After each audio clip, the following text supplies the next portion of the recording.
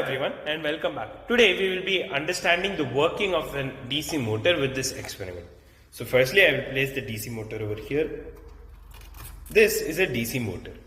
So a DC motor converts DC electrical energy into mechanical energy by using magnetic effect of electric current. When a current is passed through the motor, it makes a spindle rotate at very high speeds. The speed of the motor can be controlled by changing the magnitude of the current passing through it. There are different types of motors that we come across.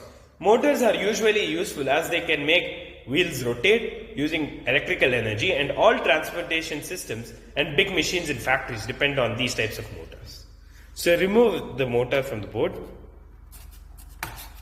Place mask sheet number 5 on the board using the guide pins as reference. At gap junction 16, place your DC motor. Now, connect shorting pins across the entire circuit to complete it.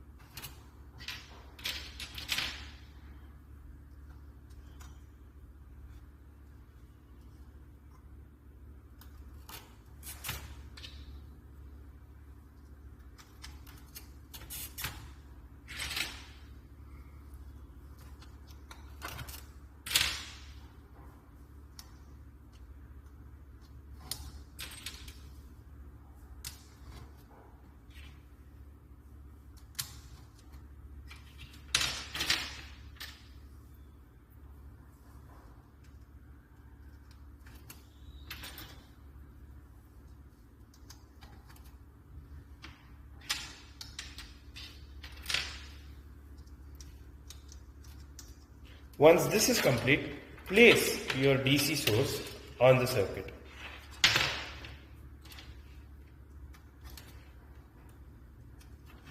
Now at gap junction 4, take a 100 ohm resistor and place it. Make sure that the DC motor is tightly secured. And now turn on your source. There is a current flowing through the system and the DC motor is not spinning. But what happens if we give it a slight jump start? You can see that it starts rotating. It is rotating very slowly and it needed a jump start. That is, there is not enough energy to make it start on its own. Turn off your source and let's switch the resistance value here. Let's go for a lesser resistance, say 50 ohms. Now I'll be placing 50 ohms on the circuit and turning the switch on. You can see that it's spinning faster and you can hear the sound it's making while it's rotating much faster. What happens if we change this to a very low resistance of say 25 ohms? So now I'm placing a 25 ohm resistor in the circuit. Make sure that the DC motor is tightly placed and securely placed because it could tend to fly out. Now turn on the circuit and see the result. As you can see, the DC motor has started coming out of the groove. We have to hold it down so that it even rotates. Turn off the circuit.